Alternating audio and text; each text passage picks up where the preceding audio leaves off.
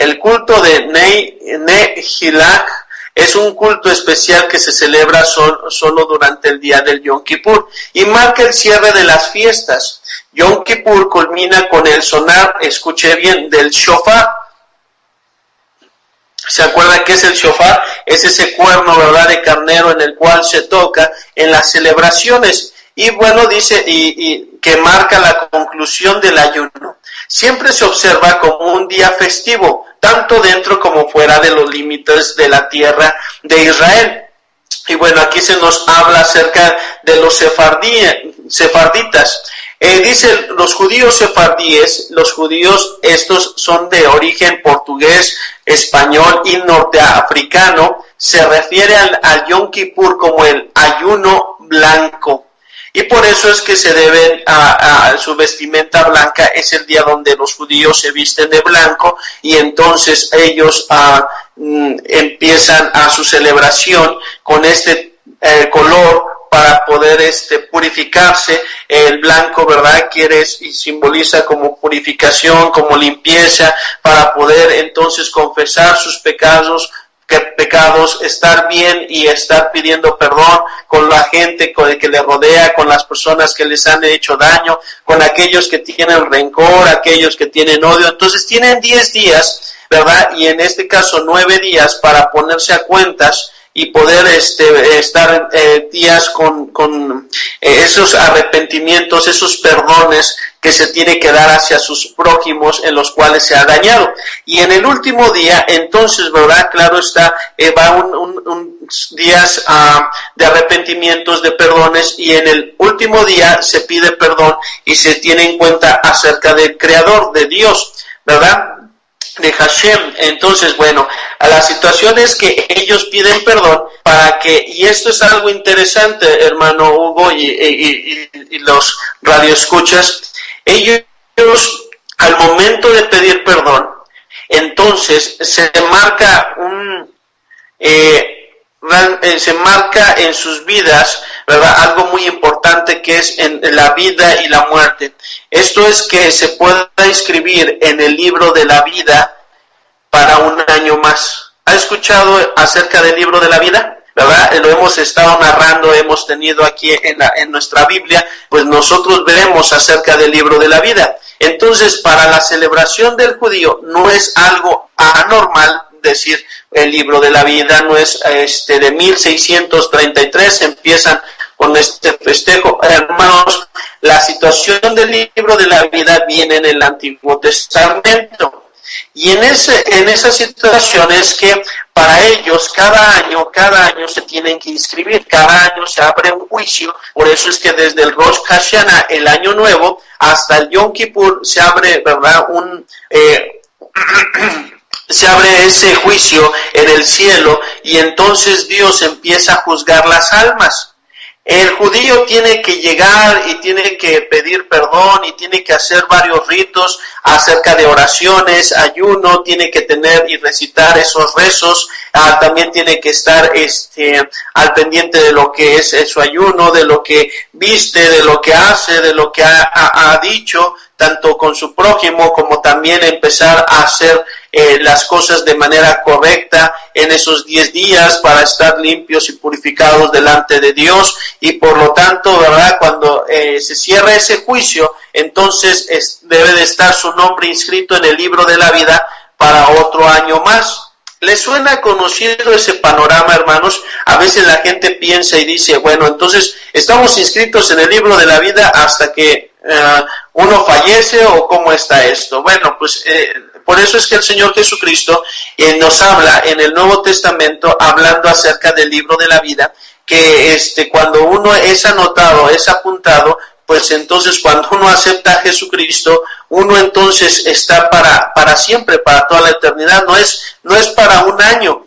Por eso es la situación de los judíos, por eso es la situación de la expiación, que cada año se ofrecían sacrificios, cada año se ofrecían ese sacrificio para el perdón del pecado del pueblo. Si usted se refería o usted pensaba o decía, bueno, ¿y cuándo es que el sumo sacerdote ¿verdad? Entraba hacia el lugar santísimo para entonces ofrecer la sangre del macho cabrío y entonces derramarla en lo que sería el arca del pacto, y en este caso encima del arca del pacto la tapadera, ¿verdad? Y entonces llega hasta el propiciatorio y entonces es derramada la sangre.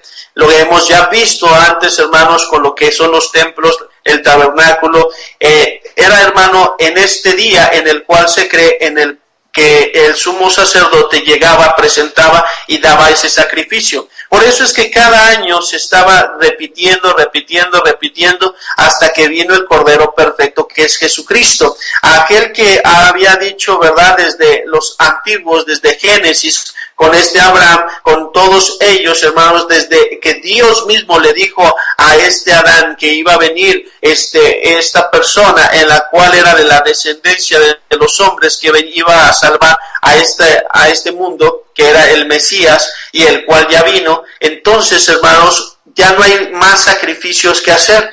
En Isaías 53, usted lo conoce, sabe que habla acerca del Mesías, ese sacrificio perfecto. Y entonces, hermano, cuando viene el Señor Jesucristo y cumple y se sacrifica por el pueblo, entonces ya no hay más que hacer. O sea, ya no hay otro cordero, ya no hay que estar sacrificando, ya no hay que llevar, ¿verdad?, esos sacrificios cada año, ya no hay que estar en el Yom Kippur pensando y diciendo, seré inscrito en el libro de la vida para este año, seré yo capaz de poder pedir perdón a tiempo de todos mis pecados. Y por lo tanto, hermano, entonces se lleva a cabo lo que es estos días de perdón, y para nosotros es que ya tenemos el perdón asegurado de parte de Cristo, puesto que Él es nuestro abogado. Dice ahí en Timoteo, nos habla y nos dice que Él es el abogado ante el Padre de nosotros. Por lo tanto, nosotros tenemos ya la seguridad de nuestra salvación,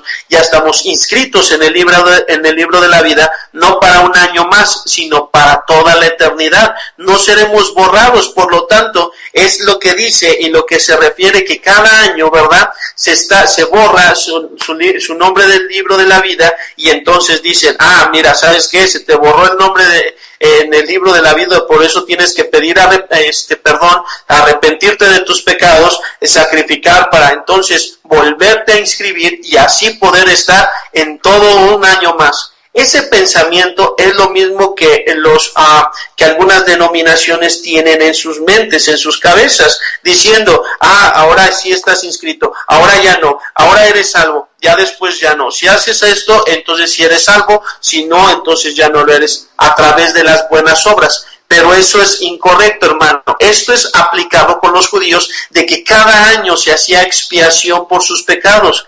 Pero ya aquí dice en la palabra de Dios que el cordero que vino, que fue inmolado, entonces se sacrificó una vez y para siempre. Vamos ahí a Hebreos, hermanos, donde nos habla acerca de este sacrificio que fue perfecto y una vez y para siempre. Dice aquí en Hebreos 9, dice, versículo 11, dice, pero estando ya presente en Cristo, sumo sacerdote de los bienes venideros, por el más amplio y más perfecto tabernáculo, no hecho de manos, es decir, no de esta creación, y no por sangre de machos cabríos ni de becerros, sino por su propia sangre, entró una vez para siempre en el lugar santísimo, habiendo obtenido eterna redención. Porque si la sangre de los toros y de los machos cabríos y las cenizas de los becerros rociadas a los inmundos santifican para la purificación de la carne, permítame decir, hermano, aquí está hablando acerca de esta purificación que se tiene que realizar, el rito, y adentro de esto dice aquí, y de los machos cabríos y las cenizas de los becerros, dice, de la becerra, rociadas a los inmundos, hablando de la vaca roja. Hablando de esa purificación, dice, santificado para la purificación de la carne. Pero dice versículo 14, acerca de la vaca roja, de su purificación, de todo lo que han hecho, de los becerros, de los toros, de los sacrificios, dice versículo 14, cuanto más la sangre de Cristo, el cual mediante el Espíritu Eterno se ofreció a sí mismo sin mancha a Dios, limpiará vuestras conciencias de obras muertas para que sirváis al Dios vivo.